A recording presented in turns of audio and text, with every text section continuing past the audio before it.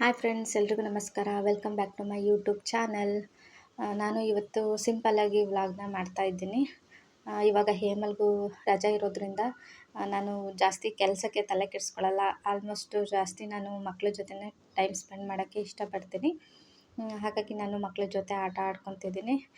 ಇವತ್ತು ಒಂದು ಕುಕ್ಕಿಂಗ್ ವಿಡಿಯೋನ ಮಾಡೋಣ ಅಂತ ಅಂದ್ಕೊಂಡಿದ್ದೀನಿ. ಇವತ್ತೇನು ಅದೇ ಸಿಂಪಲ್ ವ್ಲಾಗ್ ಅಷ್ಟೇ. ನಾನು ಮಿಲ್ಕ್ ಪೌಡರಲ್ಲಿ ರಸಮಲೈನ ಹೇಗೆ ಮಾಡೋದು ಅಂತ ಇವತ್ತು ವಿಡಿಯೋದಲ್ಲಿ ನಾನು ನಿಮಗೆ ತೋರಿಸ್ತೀನಿ. ಅದಕ್ಕೆ ನಾನು ಡ್ರೈ ಫ್ರೂಟ್ಸ್ನ ಫಸ್ಟು ಕಟ್ ಮಾಡ್ಕೊತಾ ಇದ್ದೀನಿ.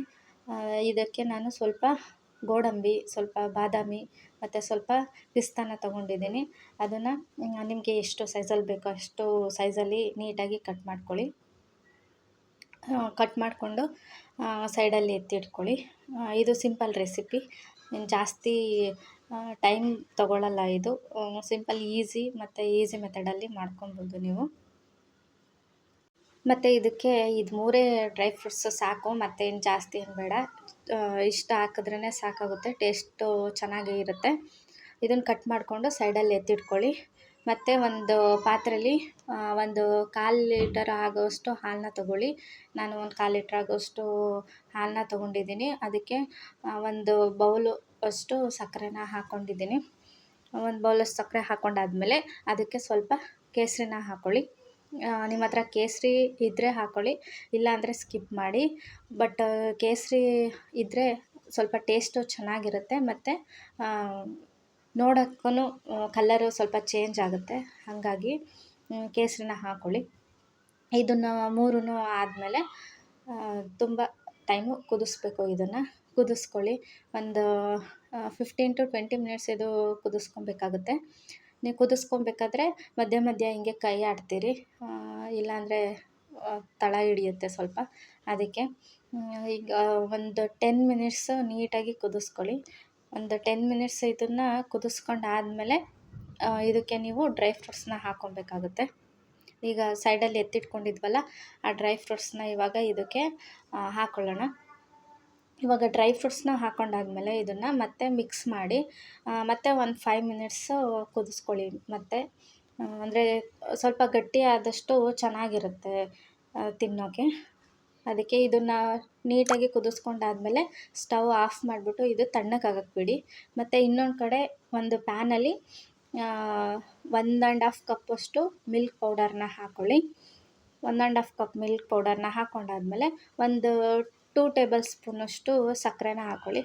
ನಾವು ಹಾಲಿನ ಮಿಶ್ರಣಕ್ಕೆ ಆಲ್ರೆಡಿ ಸಕ್ಕರೆ ಹಾಕ್ಕೊಂಡಿರ್ತೀವಿ, ಅದಕ್ಕೆ ನೀವು ಸಕ್ಕರೆನ ಸ್ವಲ್ಪ ನೋಡಿ ಹಾಕ್ಕೊಳ್ಳಿ.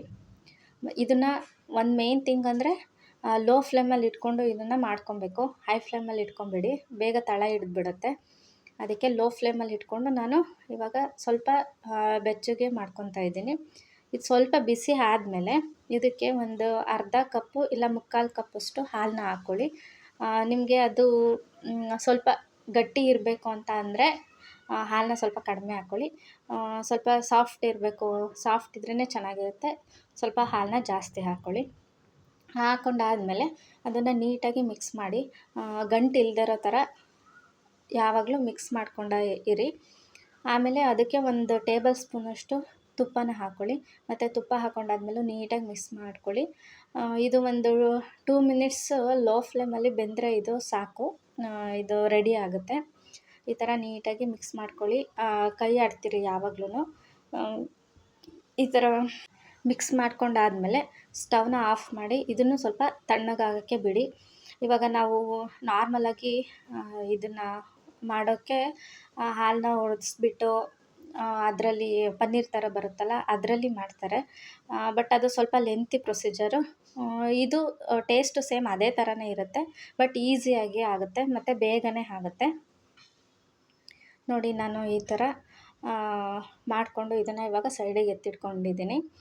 ಇವಾಗ ತಣ್ಣಗಾದಮೇಲೆ ನಾನು ಅದನ್ನು ಒಂದು ಪ್ಲೇಟಲ್ಲಿ ಹಾಕ್ಕೊಂಡು ಕೈಗೆ ಒಂದು ಸ್ವಲ್ಪ ತುಪ್ಪನ ಇಲ್ಲ ಎಣ್ಣೆನೋ ಸವರ್ಕೊಂಡು ನೀವು ಅದನ್ನು ನಿಮಗೆ ಯಾವ ಶೇಪಲ್ಲಿ ಬೇಕೋ ಆ ಶೇಪಲ್ಲಿ, ನನಗೆ ನೋಡಿ ಇವಾಗ ವಡೆ ಥರ ಮಾಡ್ಕೊತಾ ಇದ್ದೀನಿ.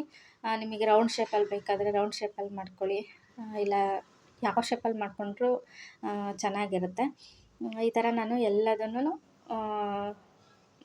ವಡೆ ಶೇಪಲ್ಲಿನೇ ಮಾಡಿಕೊಂಡು ಮತ್ತೆ ಒಂದು ಪ್ಲೇಟಿಗೆ ಎತ್ತಿಟ್ಕೊಂಡಿದ್ದೀನಿ. ಇದೆಲ್ಲ ಆದಮೇಲೆ ನೋಡಿ ಇವಾಗ ನಾನು ಈ ಥರ ಪ್ಲೇಟಿಗೆ ಎತ್ತಿಟ್ಕೊಂಡಿದ್ದೀನಿ.